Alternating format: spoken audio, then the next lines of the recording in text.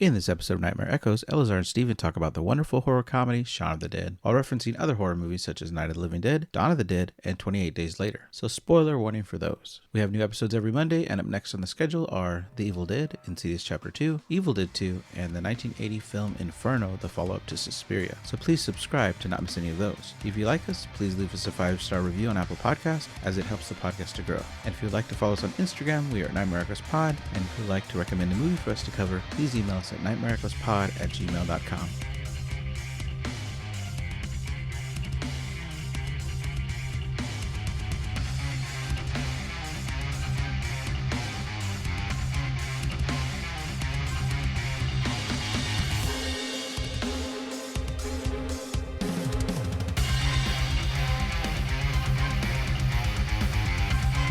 Hello, everybody. Welcome back to Nightmare Echoes. I'm joined again with co-host Steven. Steven, how's it going? Hey, it's going okay. I watched this incredible movie, Shaun of the Dead, from 2004. I love this movie. Can't wait to talk about it. Yeah. I think my big problem with covering this kind of movie on the podcast is that everything is funny in this movie, and I'd want to relay every joke, and I'm sure I'm going to miss some. And I think they are funnier than we're going to be delivering these lines. But we'll probably laugh a lot. But I think it's going to be fun. Yeah, I want to say, to open up with, it's great to see a horror movie and a comedy put together. And just when I first heard that this was also a comedy, before I watched it, I was thinking, oh, that combination just doesn't seem to fit well together. But it meshes so well together. And I wanted to point out that this movie has a 7.9 rating on IMDb last I checked, and 92% on Rotten Tomatoes. Edgar Wright and Simon Pegg are the writers, and Edgar Wright directs it. Some of other good comedies that they worked on were like Hot Fuzz and Scott Pilgrim. And I found out when I was reading about this movie that it's based or inspired by some of the work they did on a series called Spaced. Right. Which I've never seen that. But I haven't either. Apparently a lot of the zombies were people from that show and fans of Spaced, and they reached out to the fans of Spaced community, like a website, and asked people to show up, and a lot of them did it for like £1. Or like, they real cheap, because they were fans. Such fans. Like, hey, yeah. Put me in a movie as a zombie, kill me. Oh, that would be amazing. That'd be a great, awesome thing to do. It's a cult.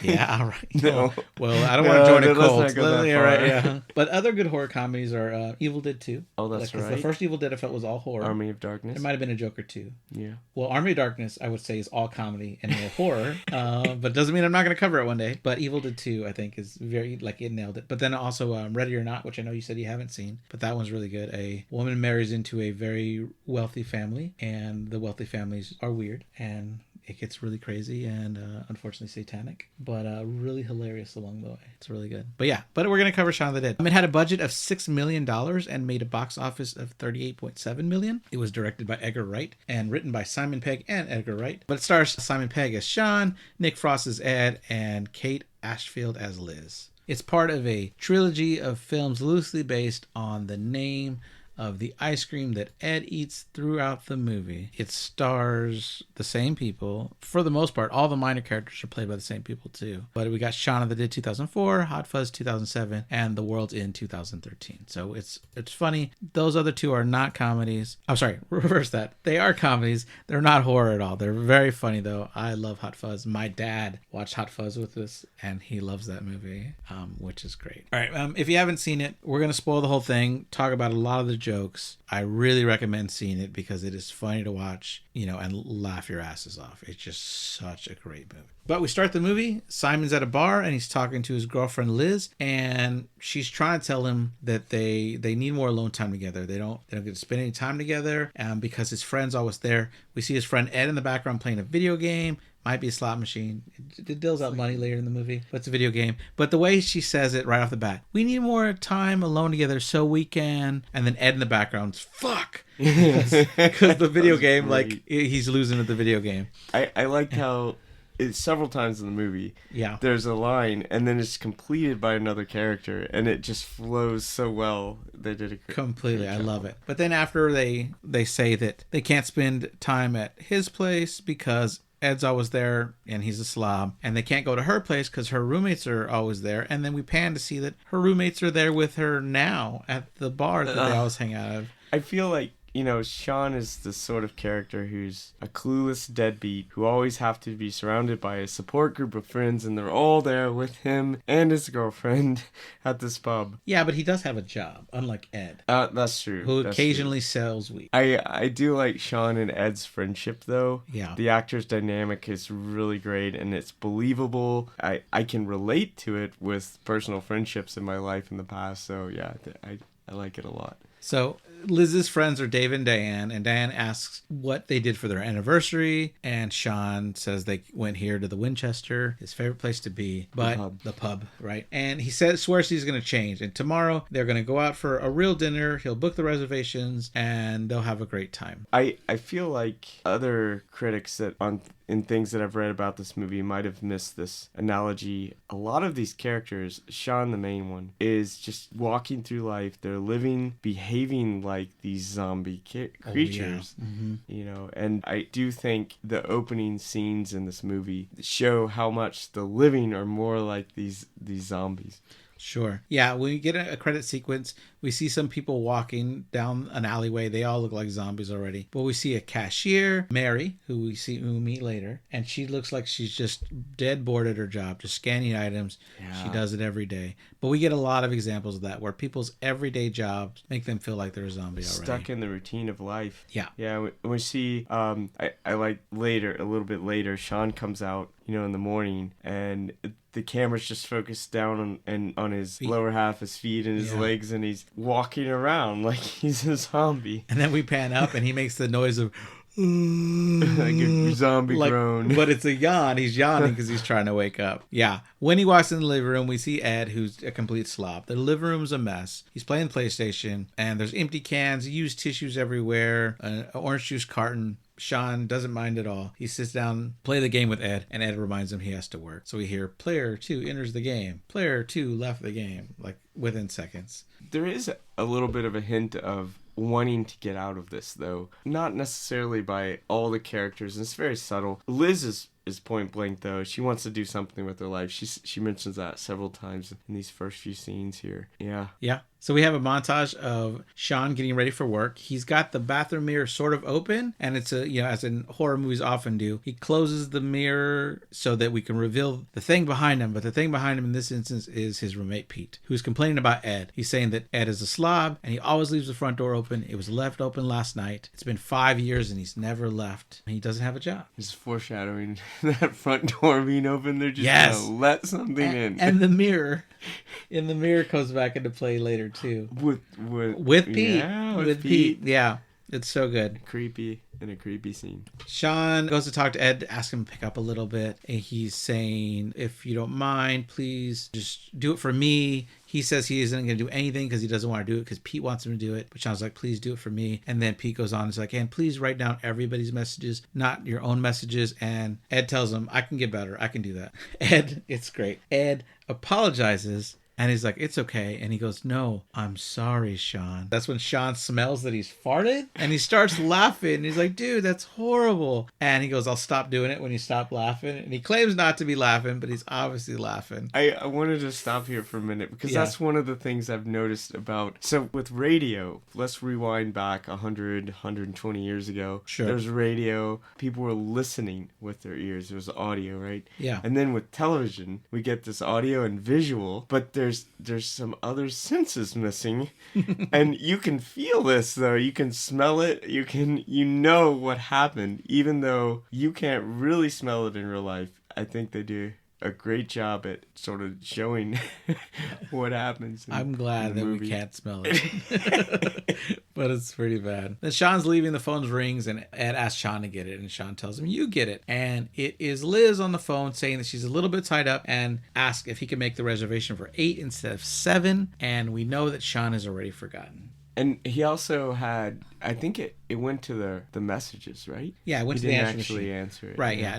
No one answered it. But they asked him just to write down the message. Oh, okay. Right? So I mean, we do find out later that he's trying. He does write down all the messages later. I noticed that Shaun is not really paying much attention to the world here when he goes out to go to work. It's sort of noise in the background. And the way that they do that is amazing in the movie. You know, it's focused on Shaun, sort of walking around and going to the convenience store.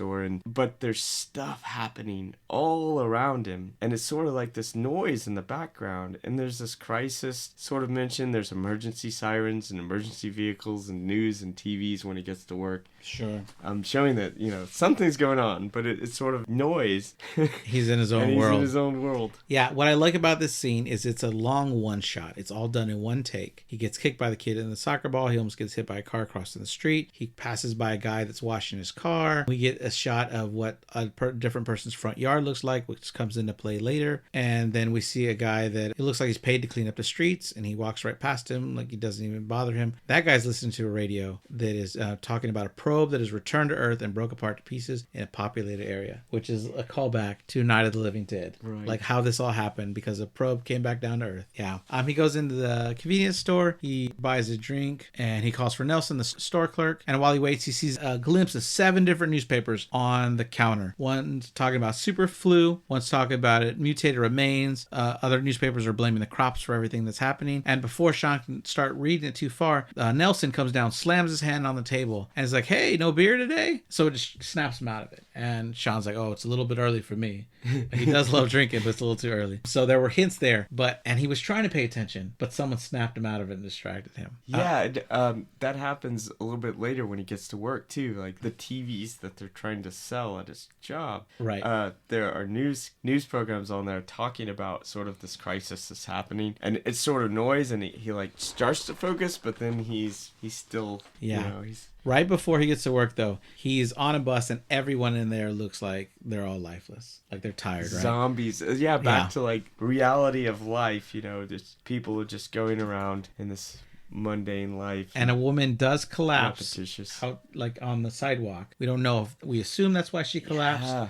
But he does pay attention, but the bus, of course, drives off before he can really... It's not his problem. He's got to get to work. Noise happening in the background all the time. Shaun, do you know where he works? Do you know the name of the company? I didn't catch that. I counted it was Electronics. Okay. Because of Ken Foray, who was in Dawn of the Dead. Oh, that's clever. I love that reference. Like he was also in Halloween, Rob Zombie's Halloween. Yeah. Big Joe Riggs. Big Joe Griggs, something like that. So when he's there, Shaun's there leading the meeting. He's talking about how his normal boss is off work, and the next in line, whose name is Ash, which I feel is a reference to Evil Dead, is also feeling ill. So it's left with him as the most in charge because the other people, one guy named Noel in particular, says that he's the oldest, and Shaun says he's the most senior. But I love this line here. He tries to give a speech that his boss always gives, and he's really horrible at it. He's like, "There's no I in team, but there is an I in pie. And therefore, there's an I in meat pie, and meat is an anagram of team." I don't know what he means. And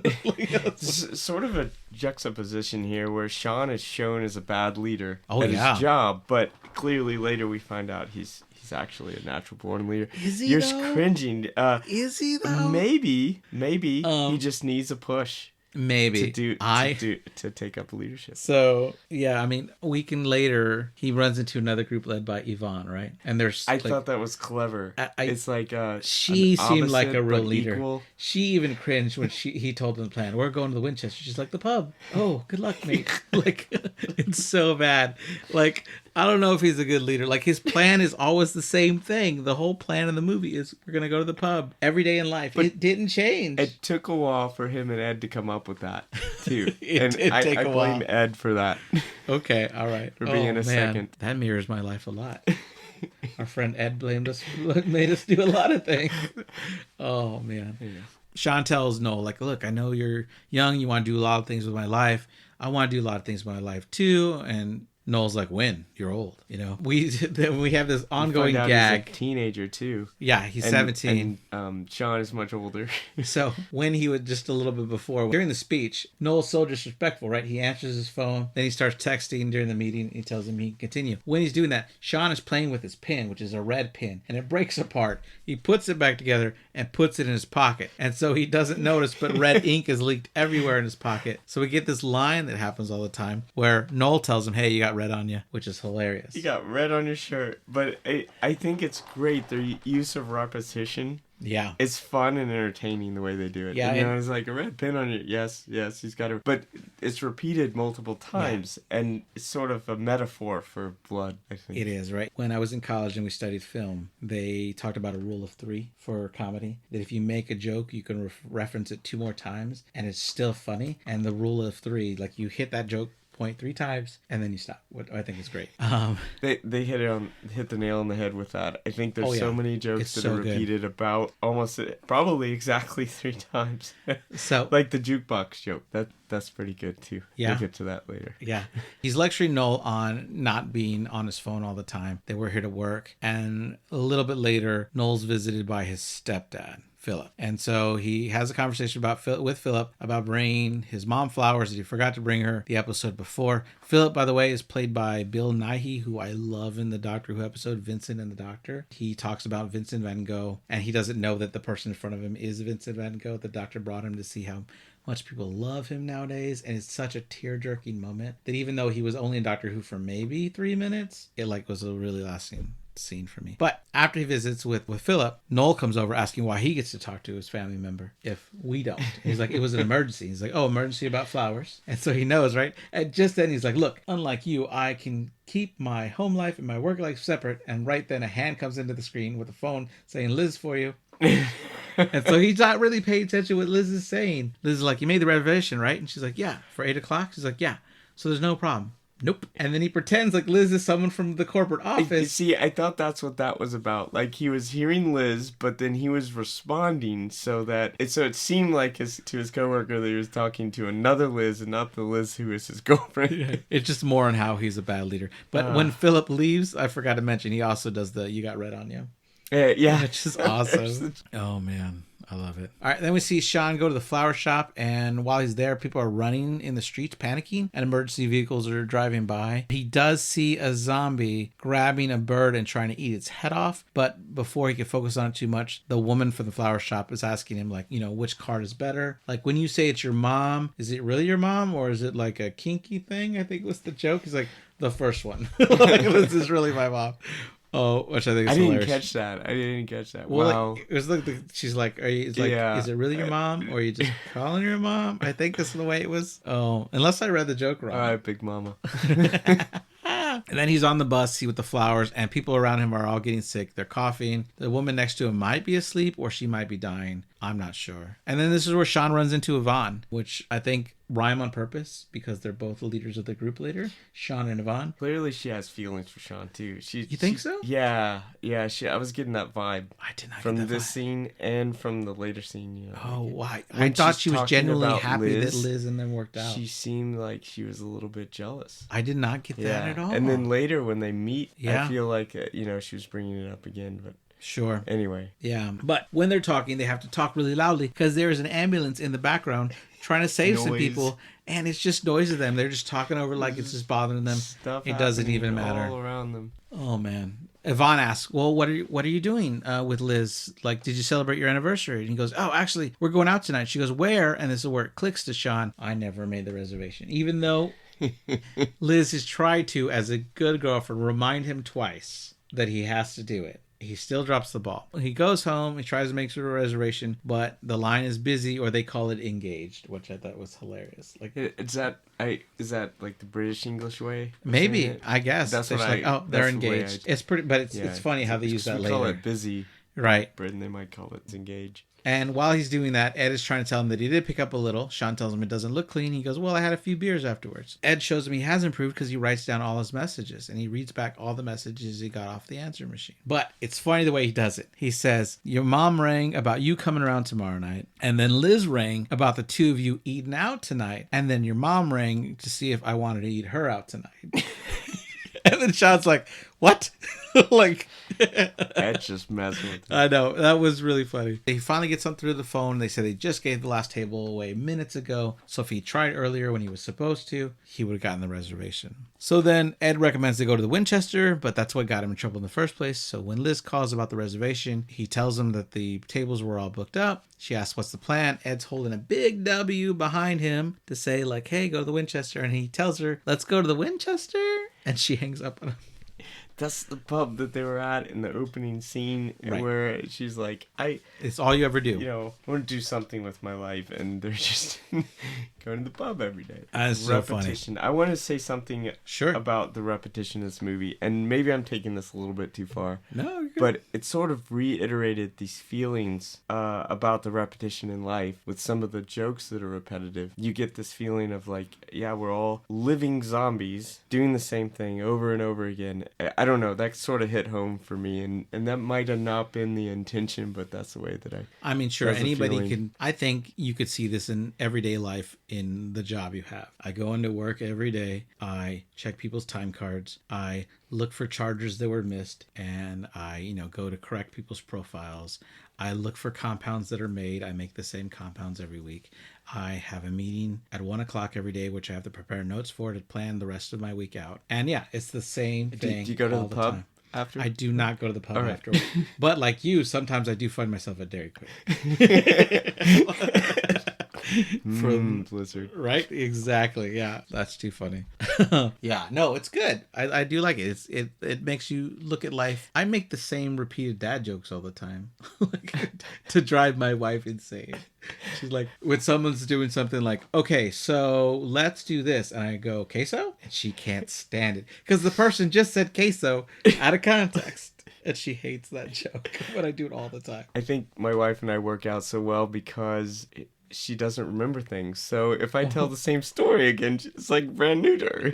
It's great. But I was going to say one thing that I was talking to one of my kids about recently was when you have good art, you can look at something or read something and one person can get one thing, another person can get another thing. But that's sort of what makes the art beautiful to me. So even if they didn't intend this repetition Sure. to make someone feel that way, the fact that I'm feeling it just means that it's great art. It's a good movie. I would also say that it wouldn't be something that I think I would have felt in 2004 because I had a more adventurous, fun job at the time. Where in nowadays, it's mostly an office job, not always an office job. But yeah, so I could see how that's different. Moving on though, Shaun gets the flowers that are meant for his mom and heads over to Liz's place. He doesn't even remember to take off the dang card from it. David and Diane are running interference for Shaun to say that she doesn't want to come out now and talk to him right now. He says he'll climb through the window if he has to, and he tries it and he fails. And then he rings the bell again. And then this time they let him in.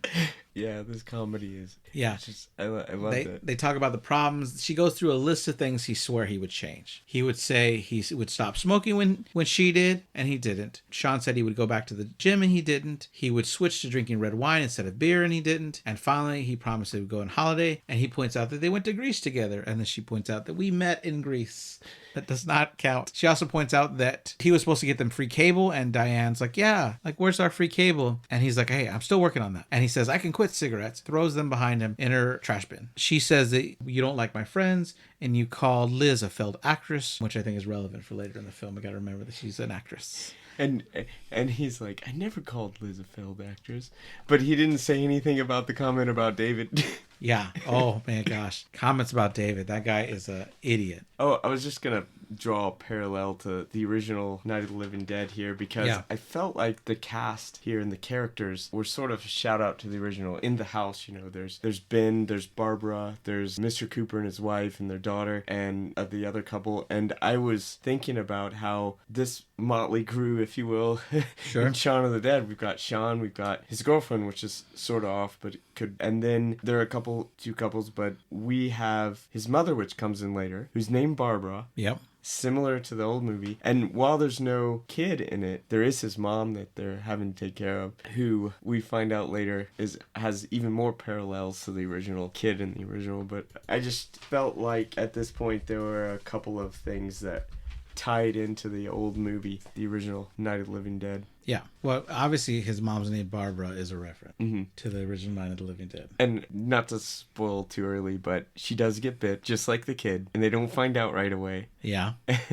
Sure. Very, very similar. The reason I pointed that out is because we were talking about David here, and I feel like David's character throughout this movie is a bit uncooperative and confrontational, very similar to the Mr. Cooper from the original Night of the Living Dead. I tied a little bit of, in my mind, I was tying parallels to the characters. David comes up to Shaun to tell him that there's 9 lives are up, and Shaun tells him that she's not going to go out with him because even though he loves her so much, and David acts like he doesn't know what he's talking about, but you can see in his face that David likes Liz, even though he's dating her best friend Diane. Shaun walks away, and David tells Diane, I don't know what he meant by that. And you can see the worry on Diane's face because she knows it's true. She knows that David likes Liz, which is unfortunate. They cover it again later. David's sort of in denial about it, though. Oh, completely. He's sort of stubborn, like this old Mr. Cooper tied to the original character. He is the Mr. Cooper character.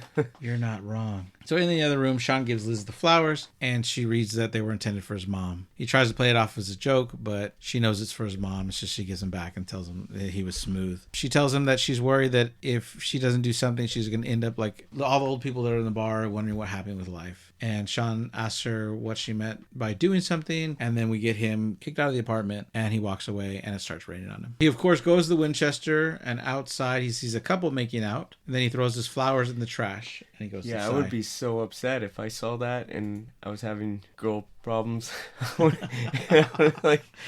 But why? He's supposed to use the flowers for his mom. Why would he throw them away? It's the feeling. It's that powerful emotion. You know, he's having trouble with his girlfriend, and he walks past another couple that are intimate, and it's just like, so mad. I'm throwing these flowers. I don't care who they're for. I don't know what's going on. Okay. So inside, Ed's trying to convince him that the Winchester has everything he can need, and he tells him he'll cheer him up by doing one of his Clyde impressions, who is a reference to the Clint Eastwood movies Every Which Way But Loose and its sequel Every Which Way But Can. Have you seen those? No, it sounds sounds so right Clint up my Eastwood alley. works I with will. an ape in the movie, or like the ape is with him in the truck all the time. And my dad made me watch those when I was a kid, but they're funny. They're funny. I wanted to say this movie has so many great quotes. Sure. One of my favorite quotes here is by Ed, who says, "We'll have a Bloody Mary first thing."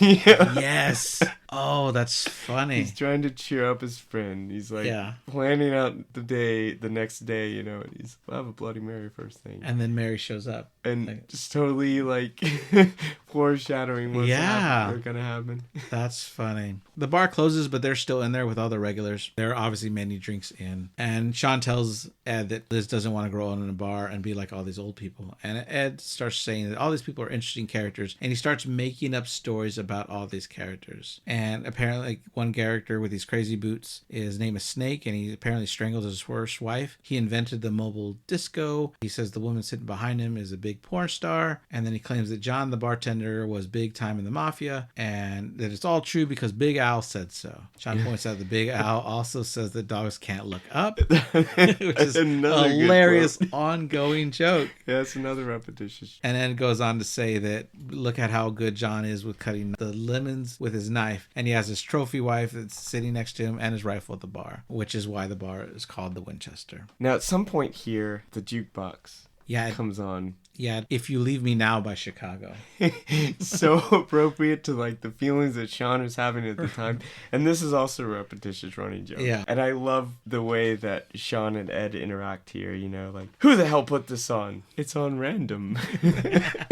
Yeah, Ed goes on to tell him that I'm not going to use cliches like there are plenty of fish in the sea or if you let her go, but continues by saying, but I will say this, it's not the end of the world. And just then, a zombie's hand hits the window to signify it is the end of the world. And they're like, hey, guys, we're closed. And he keeps banging to try to get in. Now, as Shaun and Ed are leaving to walk home, they see the same couple that were making out earlier. But now it's obvious that the woman is a zombie feeding on the man. And so it looked like they were making out to begin with, but now she's a zombie. Either that or she's the slowest eating zombie in the history of the world. Right. Or that guy's got a huge hickey on his neck now. Yeah. And then they make fun of them. On their way back, they do see a zombie walking down the street, and they're singing a song, and the zombie starts like, oh, in the right part of the song, so they keep doing it, which is hilarious. So, like, they think the zombie's singing along with them. It's so hilarious how they're so disconnected. Oh yeah. From reality. They're just... At home, it's apparently 4 a.m. and they're playing dance music. The song is called Hip Hop Bebop. Don't Stop by Man Parrish. And Pete runs downstairs, grabs a record, and throws it outside. Pete's mad at them because it's so early in the morning. They're like, it's Saturday, but it's really Sunday because they've just been drinking that long. It's like 4 a.m. Right, Sunday morning. And he says he has to get up for work because everyone else in his department is ill. I can freaking relate to that. People are always sick at my job. It's unfortunate. But he also mentions he got bit. He does. He says he was mugged on the way home, and they're like, who mugged you? He's like, I don't know. I didn't ask them who they were or conduct an interview or something like that. Shaun's able to calm Pete down, and then as he's walking away, Ed calls him a prick because Ed's an idiot, which turns him around. And then Pete points out that Ed is a freaking idiot. Ed's like, what is that supposed to mean? And he points out, though, that Ed is always holding Shaun back. And if Shaun had let go of him a long time ago, he would have made something with his life. And he really tears Ed down here in this scene. It's pretty crazy. As Pete goes upstairs, Ed says the next time he sees Pete, he better be dead. Oh, yeah. Like, I don't want to miss that part. Shaun presses play on the messages and passes out while trying to write them down. He wakes up in the chair in the kitchen and it's daytime. Clever thing that Shaun did here. He wrote on the dry erase board a couple things so he wouldn't forget them if he blacked out. And he wakes up and he sees it. Right. Shaun asks... Get Liz back. Right. It's something about seeing his mom. Right. Shaun asks Ed if he needs anything from the shop, and he tells him he wants a cornetto, which is the ice cream, which is what the whole trilogy is named after, because in every movie they eat a cornetto ice cream. Now, I think the hilarity from the previous night continues here because Shaun wakes up and carries on his day like normal, like not noticing the apocalyptic chaos that's happening around him. Yeah, we get another long one shot where he takes the same trip to the convenience store. But on his way there, it looks like a battle went through, right? He trips on the same curb he did before. He doesn't notice that 2 more zombies are there. On the cooler where he goes to get his Diet Coke, there's blood stains on it, like handprints that are bloody. He doesn't even notice. He almost slips down. Yeah, he almost slips on blood on the floor, but he corrects himself. And he gets to the front and there's no newspapers. He's like, hey, do you got any newspapers? But the guy in the background is a zombie. And he yells, he puts some money down and he tells him that he owes him 15p. I don't know if that's pence. Yeah, that's what I was thinking. On the way home, he doesn't notice another dead body. He thinks that the one zombie guy wants some more chains. And he's like, look, I didn't even have enough money to buy my stuff at the store this time. So you're going to have to get you another day. And then we get the scene where he sits in front of the TV and he flips the channels back and forth to get it. A story that if he listened to all the words together, it was genius the way they did this, right? Yeah, just so one channel repeating the lines from the previous. So the first channel says religious groups are calling it Judgment Day, and there is, flips the channel, panic in the streets of London. It's like a song, right? And then he flips the channel again, and it says an increasing number of reports of, flips the channel to a soccer game, serious attacks on, as the player gets kicked in the leg. He flips back to another new channel where it says people are literally, flips the channel to a nature channel, and it shows animals eating alive. It's so clever. It's great. I don't, yeah, that's so Flips to another news channel, says witness reports are sketchy. One unifying detail is that the attackers in many instances appears to be. Then he switches to a talk show host saying, "Did excited to have with us here," which is hilarious. If you listen to any of that, like it tells a story. Which is funny. Oh, so good. It's interesting to find out that jobless, lazy Ed is the one to finally point out here that there's a zombie outside, that there's a girl in the garden. In the garden, and like Shaun, who's,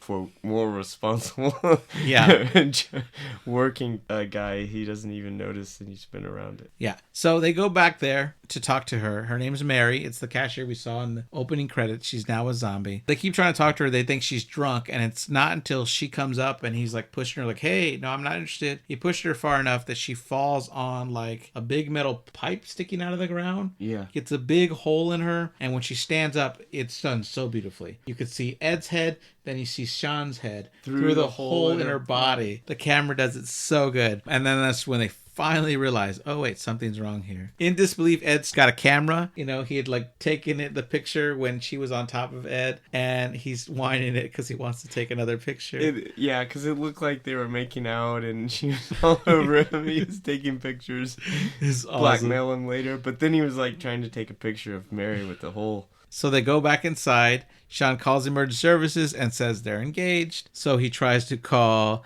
Liz, and when he says that she's engaged, Ed makes the joke of that was quick, which I thought was awesome. They sit down to listen to the news, and the news tells them to stay inside, make sure all the windows are locked and barricaded, and that's when they realize, of course, they don't close the front door. But Shaun was the one to come in last. Oh, it's Shaun's fault this time. He went to the corner store to get that cornetto and the Diet Coke. It wasn't Ed. Ed's always getting blamed, but Ed never leaves that couch. When does Ed go outside? Very good point. I think it's Shaun's fault. It might be Shaun open all the time. There's a zombie inside. All right. They jump up, start throwing magazines, pillows at the zombie before Ed uses an ashtray and bashes him over the head, which seems to kill him, as the news did report bashing their heads would stop them. Then they go out to the garden. They bring supplies with them. They have like a laundry basket full of stupid stuff that they're throwing at the zombie. I was like, what do you plan on doing? Like seriously, they grabbed everything that they could. They throw it in the laundry basket and just toss it in. I think at one point they throw a pillow. Like, what are they doing? So they throw canned foods, a toaster, plates, but nothing seems to be doing the job. And then they throw the laundry basket. Oh yeah, after the laundry basket. Yeah. One of my favorite scenes. When they get the records? Yeah. Yeah. Oh my gosh. I love old music. Sure. And old movies, and I was cringing a bit. Yeah. But I did notice when they were throwing the vinyls at the zombies, there was an interesting discussion of the albums by them. And I was wondering if that reflected the opinions of the writers too. You know, like sure. Blue Monday, no, don't throw that one. Yeah. But Batman soundtrack, whatever. Throw that one. Yeah, exactly. It's too funny. Ed finds one of them that they find is like, hey, that's Liz's album. He's like, yeah, but she dumped you. So he throws it and actually hits her head. That's too funny. Again, back to like what they're just throwing random things from a laundry basket previously. Like, what are they planning on doing? Like, vinyls are gonna stop these?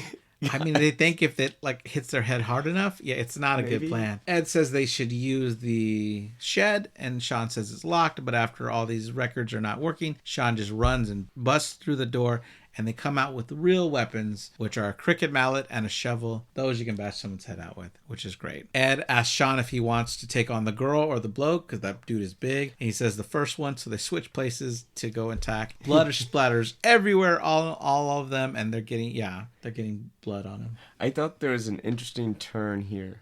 Like maybe the crisis that brought Shaun into the leadership position, because him and Ed were talking about how they couldn't get into the shed, it's locked, they couldn't, and then all of a sudden you see Shaun like crashing through it to get this cricket bat out. But Ed had a good idea. Maybe Ed's the idea man that Shaun needs to be the good leader. They were excellent dynamic friends. Yeah, I think so. Yeah, there's a quote by, and I don't remember what part of the movie, but there was a quote by Bertrand Russell, who's a famous philosopher, and it's the only thing that will redeem mankind is cooperation. And I thought that was very clever that they pulled that in there. It's when they're at the Winchester later, and then like everybody's inspired by the speech, and Liz goes, "Did you see that on a beer, like on the beer label?" And he goes, "Yeah," and he tells her what type of beer it was, and she goes, "Your secret's safe with me." It's like awesome that he remembered it. As they get inside and Ed's finally eating the ice cream, I'm like, how did that thing not melt? They took out 3 zombies and the thing's still not melted. Here's like, they just killed they just annihilated these zombies, and it's like, whatever, I'm gonna eat ice cream. Then the news... Like, I would be panicking. I would not be thinking, I need to get a snack. Yeah. I need to eat this ice cream. Killing zombies needs, you need calories to do it. And then the news, they're watching the news again. It says it's absolutely essential that you isolate anybody that's been bitten immediately. And that's when they realize, oh no, Pete. So they're standing at the bottom of the stairs. They're trying to call him. Shaun doesn't want to be annoyed if he's waking up. And they said maybe he's left. But Ed points out that his car keys are still here. Why would he have walked to work? And then Ed calls him a prick from downstairs. He's like, nope, he's not in. Like, he would have gotten mad at me calling him a prick. So Ed asks Shaun for a cigarette, and he tells them that he's given them up. And he's like, since when? Shaun calls his mom. She tells them that men got into the house, that they were bitey, that Philip was bit, and now he's feeling under the weather. When Barbara says she doesn't want to make a fuss because she doesn't want to call the police, we get where Ed says the iconic line, "We're coming for you, Barbara," which I loved. And it was a reference back to the original "They're coming for you, Barbara" that Johnny, the Barbara's brother, had told her in the Night of the Living Dead. Yeah, it was so good. Yeah. It was so good. I was like, when I heard the name Barbara, I was like, oh, that was there for reference. But it was really to throw this line out, and I think it's awesome. So they make a plan. They go over it a few times. They're going to take Pete's car, go to Mom's, take care of Philip, grab Mom, go to Liz's place, have a cup of tea, and wait till all blows over. Ed complains he doesn't want to go to Liz's. He wants to be somewhere he knows all the exits to. So they go back and forth a little bit, but eventually they decide that the Winchester is the best place to be. How's that for a piece of fried gold? What do you mean? That's what Is that what he says? Yeah. Oh, that's funny. So then now that they've made this plan, Ed wants to use the restroom before they carry out this plan. When he goes up there, this is where we see the mirror again. He realizes, oh wait, we've been through this. Great scene. Closes the mirror again, and you see the shadowy outline behind the curtain. Pete. Yeah, behind there. So he pulls the curtain open, and Pete apparently died while showering because he's naked in there, or about to turn on the shower. Who knows? Because the water wasn't on. Turned into a zombie in the shower. Yep. Trying to get ready for work. Such a sad situation. Right? I know. So he tells him we're going to borrow the car. He runs out of there. There's a line where Ed says that Pete would be super pissed if he knew we were taking this car. And Shaun's like, I don't think so. And Pete's at the door. That was a good scene because he showed Pete right there at the door. And there's another line here where Ed calls them zombies. And Shaun's like, don't say the Z word. The Z word. Which is, he's like, it's just stupid. Which is funny because Night of the Living Dead never said zombies. No. That's they awesome. They called them ghouls. Or assassins. As soon as they walk outside, Shaun is hit by a soccer ball. There's that kid that's always playing outside, but he's now a zombie. Ed, trying to unlock the car, turns on the alarm, which attracts all the zombies down the street, and then they jump in the car. The car radio broadcast mirrors that of Night of the Living Dead. It says, once again, the bodies of the recently deceased are returning to life and attacking the living. Ed doesn't want to hear any more and puts on some rock music and doesn't notice as he hits someone with a car. They back up to see if the person is hurt. The legs are like so malformed that there's nothing they could do. But when the person gets up and is like all zombie-like, they're like, oh, thank God. And then they try, because it means they didn't kill somebody. So this is the other thing that I could relate to with Ed and Shaun's friendship. So we had our friend Edward we were talking about earlier, and I was sort of this pessimist and he was the optimist, and he would sort of bring me back, be like, no, we need to listen to news and find out what's going on. Screw that, let's put on rock music, eat some ice cream and have a snack. Exactly. Their dynamic of their friendship is really good. I like the opposites. Yeah. So Ed says he's going to wait outside when they pull up and they see that Philip has a Jaguar, right? And he's like, well, okay, fine. He goes, well, yeah, I'll wait outside and I'll honk 3 times if there's trouble. So he goes inside. He's talking to his mom. He can't convince her to leave. She says that your dad doesn't feel well. And he's like, he's not my dad. She's trying to convince him to leave. He tells them that he's going to go talk to Philip. And no. Philip, he's going in there like he's going to kill him, but Philip's not dead yet. So it was interesting about that dynamic between Philip and Shaun, because Shaun makes a big deal about how he's not his dad. He's his stepdad. He's not his real dad. Right. And I don't know if the author was trying to say anything about that, but it was a big deal in the movie. Yeah, and then, you could tell, at least by the end of Philip's story, that he really does care for Shaun. Later on, he tells him that he was really hard to come in when he was already 12 or 13 to try to be there to be for him, but he always cared about him. He just wanted to see him become a great man that he knew he could be. So I think there's some love there, and I think by the end, Shaun does realize that he was a good man to be there around him. It's very emotional. But not yet. Not yet. Yeah. So Philip won't leave, so he talks to his mother while she's making tea and sandwiches, even though he said he wasn't hungry. He tries to convince her that Philip touched him as a child, and then he immediately apologizes because he knows that's wrong to say and it wasn't true. Just the look from his mom says that, which I think is awesome. He does say a great line where he says that he did chase him around the yard with a plank of wood. She's like, yeah, but you called him that name. And he goes... This is one of the things where the character is saying one line and then he finishes the line. He says the line. He said you called him that name. And he goes, did he tell you that? That motherfucker. And then she looks at him and he goes, sorry, mother. I mean, mom. Because in this she would be the mother referred to in the insult. Yeah, I thought it was freaking hilarious. Oh, man. So they finally convince the parents to go. And outside, Philip's complaining about all the fuss. And Barbara's like, are we taking the Jaguar? And he's like, no, we shouldn't. And he looks at Ed and he goes, where's the car? And you pan behind Ed and it's crashed into a telephone pole. And he goes, there's a sign or a telephone pole? Anyway, it's... Or a power line. He totally screwed up that. He did it on purpose. What? He crashes the car. It's totaled. He goes, what happened to the car? He goes, oh, I banged it up. And he's like, we were parked. He goes, I guess we'll have to take the Jag.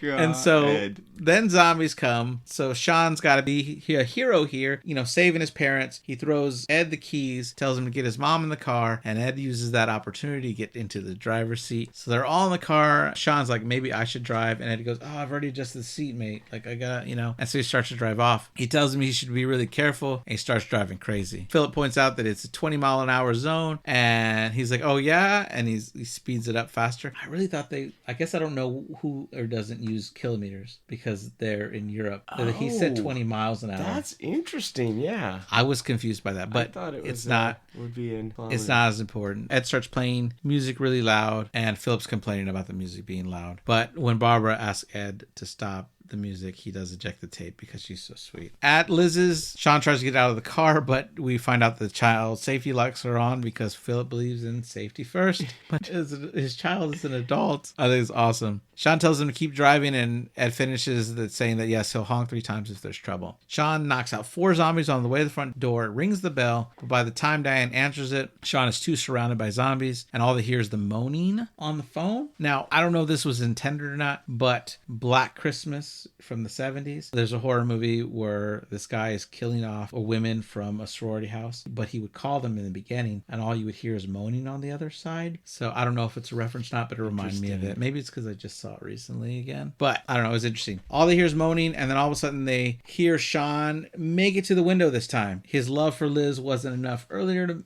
have him make it, but now that her life is at stake, something happened there. Like he's changed. That scene where he's he willing to crawl up through the door of the shed, you know, was sort of... Yeah, that's when the big change happened. So he's there and he's trying to convince them all that they need to go with him and that they have a plan. David doesn't want to go if Liz isn't going, which is hilarious. Both Diane and David are looking to Liz to decide, do we go or do we stay? Like, where are we going? Liz asks what the plan is, and Shaun says, we have a car, but it's a tight squeeze. And he asks if anybody has transport. Dan raises her hand, so excited, and he goes, where's that? And he goes, oh, no, sorry, but I passed my test. It's not going to help us in this moment, which is awesome. Shaun's going over the rules when they get outside. He says, if you come across a zombie, grab something blunt and bash him over the head. In the behind the scenes, like goofs, he hit his head and he's like, ow, that hurt more than I thought it would.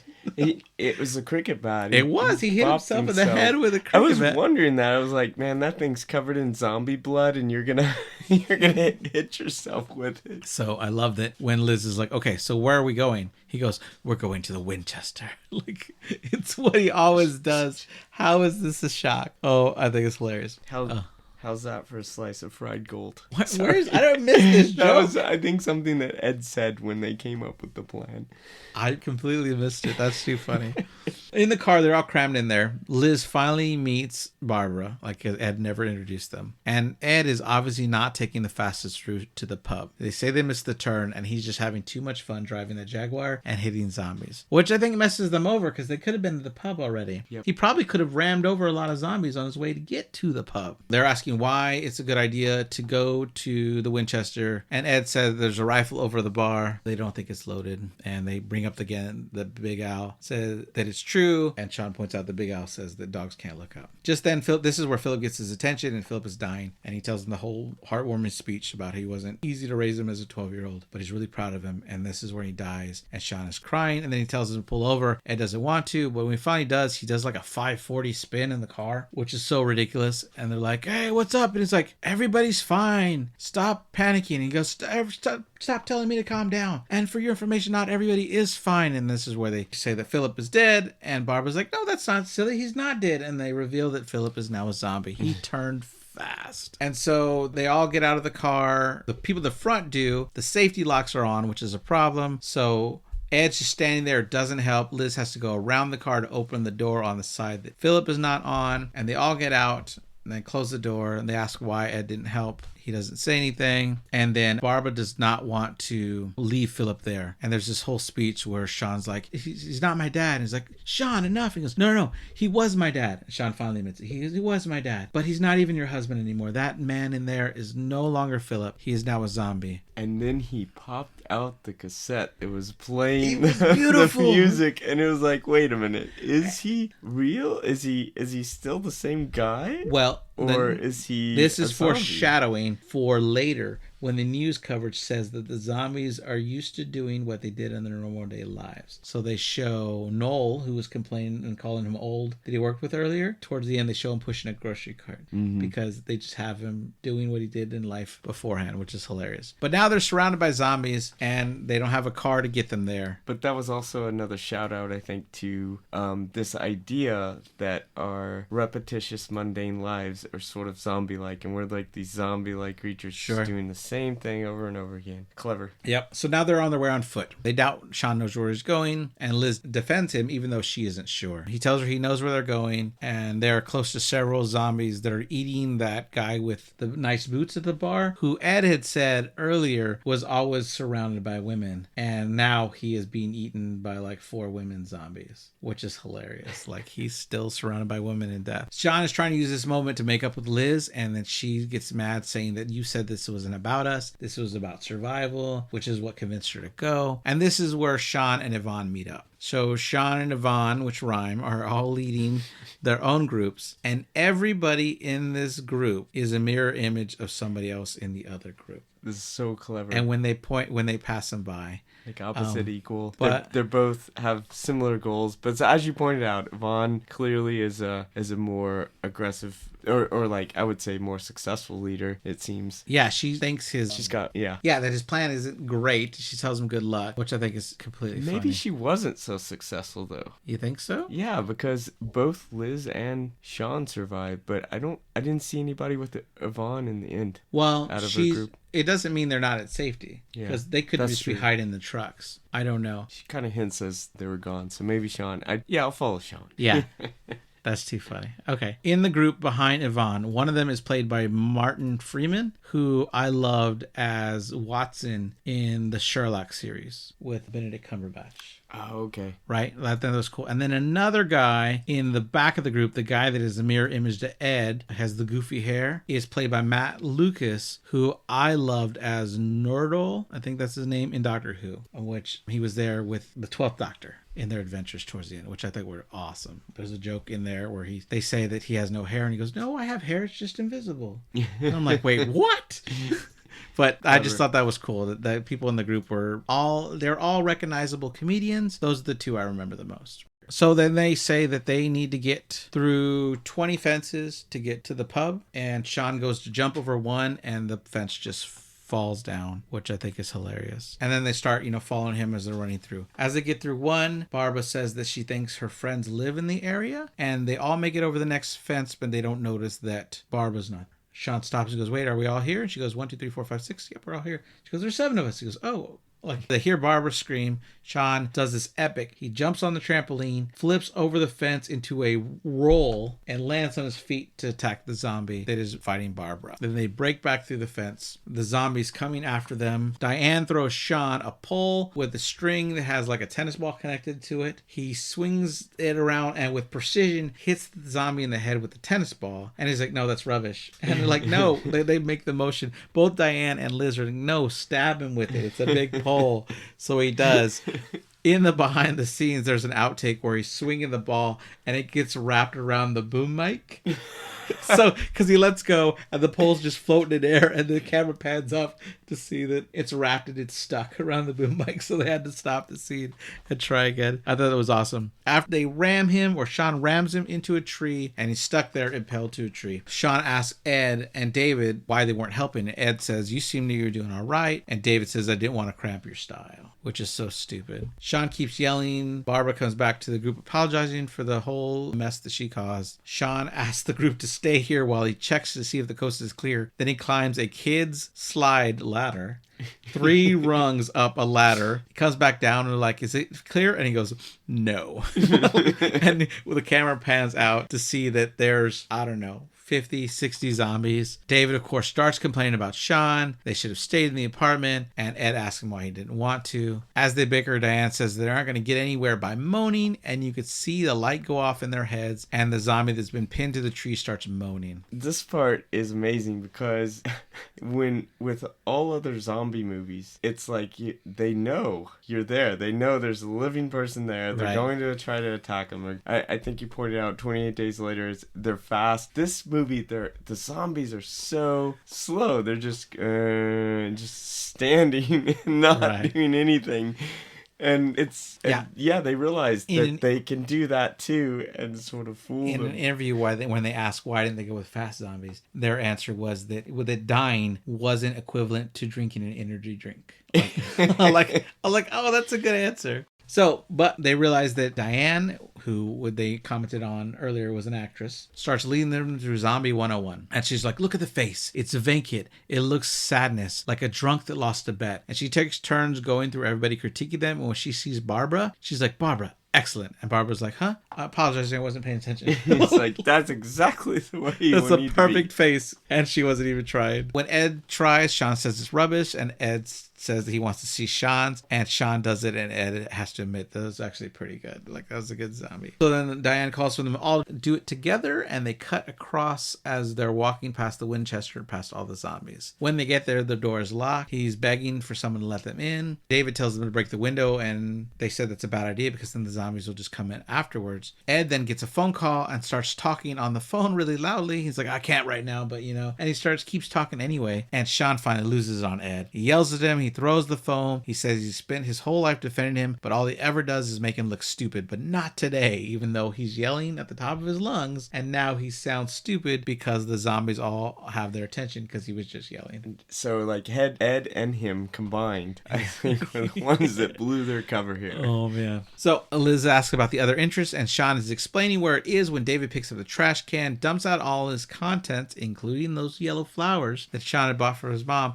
and throws it through the window. Shaun says the zombies will just follow him inside, so he says he'll distract the group. So he starts yelling really loudly, jumps up on a table, tells them to all follow him, then runs through the crowd, and he successfully does it. He's not grabbed by any zombies, and he runs down the street, and the horde all follow him as the other people are standing there barely doing their zombie impressions and did not get noticed. Now, I want to take a couple minutes here to talk about tragedy versus comedy. Sure. And at this point, I think that Shaun might be sacrificing himself. You've come to love this character. Yeah. It's sure looking like he's about to sacrifice himself to a horde of zombies to save his friend. But that's not the type of movie they were trying to make here. Yeah. It's completely a comedy. Yeah, completely. On their way in, Barbara notices the flowers, and she's like, hey, I think these were meant for me. Like, how are these flowers? So she got them in the end, which I think is awesome. Now they're inside. David's complaining about the big open window, and they're like, that's your fault. You did that. Back to the original Night of Living Dead and Mr. Cooper. Yes. Complaining about, like, he complains one way, then he complains the other way. Yeah, he complains that the windows aren't boarded up enough. Then when the windows are boarded up too much, he complains you can't see outside anymore. Yeah, the character You're right. tie is definitely there. David's complaining, like, what are we supposed to do here? And he starts throwing the snack food at all of them, complaining that they're going to run out of food. And then Shaun's hand comes into the scene, grabs the snack, and we find out that Shaun has evaded all the zombies, which is great. And then Shaun asks for updates on the status, and David starts questioning how he lost the zombies. He's like, they're not that great, man. I just, I lost them. Let's see here. Would anyone like a peanut? Yeah, that's right. Would anybody like a peanut? Back to the snacks and chilling out. Yeah, they're just bored because the lights it's getting dark. It's night. They don't want to turn the lights on because of the zombies. And then the outside lights come on, the street lights, and then they know, oh, I missed a joke here. Where David complains that I wouldn't have had to throw the trash can through the window if you weren't having a tiff with your boyfriend. And Shaun denies it, right? Like, that's not my boyfriend. And then Ed comes over, is like, hey, here's a drink. It might be a little warm because the cooler's off. And he goes, thanks, babe. Like, it's so good. I love it. Liz wants to know what the plan is now. And this is where they cut to them all being bored. And this is where he says, would anybody like a peanut? It's so good. Back to the snacks and chilling out. Right. They want to turn on the TV without turning on the lights. So Shaun goes to the fuse box and he puts the correct one on. They say the TVs are working, but he's trying the others. And he illuminates the back to see that there's a whole horde has ended up open the back door, so they did follow him after all. He puts down the little curtain that closes the window, like that's going to stop them from coming in, but he now knows that there's a problem. Up front, all the channel screens are signed off. Ed asks Liz for a quid, and I'm screaming, do not give him that coin. Do not give him that coin. Because there's either the jukebox or the video game that I'm thinking he's going to do, right? Like, no, this is bad. Something noisy that attracts zombies' attention. Exactly. And so Shaun comes up to tell Liz that they had a problem, that they were followed anywhere, and all they have to do is remain quiet. And this is where she realizes that Ed had the coin. He hits like a good score or jackpot because coins start flopping from this machine, and it's doing all the noise that a jackpot machine would do. And they run and unplug it. And like, he doesn't understand what he did wrong. Then we see all the silhouettes of the zombies that are approaching the pub. Then Zombie John pops out and the juice box starts playing Don't Stop Me Now by Queen. Oh, God. Which is great. Yeah. Who the hell put this on? It's on random. And they're all fighting to the beat of the song. And to do this, they all wore headphones with the song in their ear before they had permission to the song. And then they wrote a letter begging for permission to the song, and they got it, which is great. Oh, that's so cool. Because they filmed it with them. So, yeah, they would have had to find an exact song to match it, which is hilarious. And that stuntman was 70 years old when filming it, but he was like, no, hit me hard, which is great. I didn't know that. Wow. That's pretty cool. Diane starts throwing darts to try to help them in the fight, and she actually lands one in Shaun's head. Then Ed throws Shaun the shotgun, which was a Winchester model 1866 rifle, Yellow right? Boy rifle. Yeah. .44 RF, according to the Internet Movie Firearms Database, which I love using that site. And Shaun uses it to beat the zombie John in the head and then shove him into the jukebox when the music stops. And Ed asks why he didn't just shoot him, and Shaun's like, as I'm trying to tell you for the last time, he pulls the trigger and it goes off and it shoots. It does shoot. They were arguing about that earlier. And Ed is so excited, and Shaun's like, fine, but dogs can look up.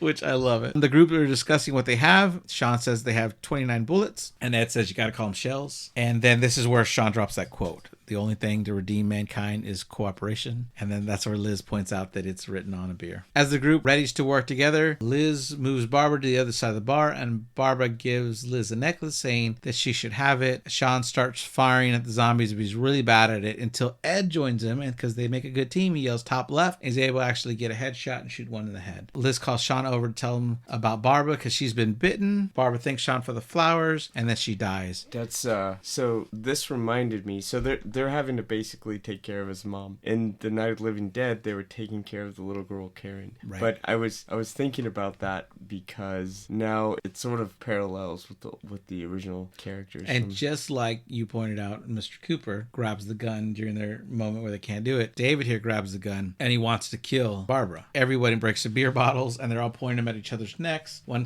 character says not fair, so Ed hands her a beer bottle and then goes grab a corkscrew so that it's a more fair thing. Shaun claims that David only wants to kill his mom because he doesn't like him, and the reason he's always been because he's in love with Liz. And David denies this, but Diane says that she knows it's true and that he only dated her because that meant he could be close to Liz. She says she came to terms with it a long time ago and he should as well. And they argue back and forth about people being hypocrites, and it finally stops when Liz yells, "Can you please calm the fuck down?" Liz points out that David is a twat, and she calmly tells Shaun that he doesn't want to hear it. As they're arguing, Barbara rises as a zombie, and then Shaun finds the strength to actually kill zombie Barbara and drops a shotgun.